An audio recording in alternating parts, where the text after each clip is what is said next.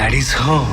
তো আজকে ছিল রকিং স্টার ইয়াসের জন্মদিন। সে তার আগের জন্মদিনে ছোট্ট একটা ইন্ট্রো রিলিজ করেছিল টক্সিক মুভির। টক্সিক অ্যানাউন্স হওয়ার পরে থেকে ওইটা অন্য একটা হাইপে চলে গেছে, কারণ রকিং স্টার ইয়াসের কেজিএফ এর পরে বলতে গেলে এটাই তার প্রথম ছবি হতে চলেছে। এরপরে টক্সিক মুভির এক একটা নায়িকাদের ক্যারেক্টার সামনে আসে।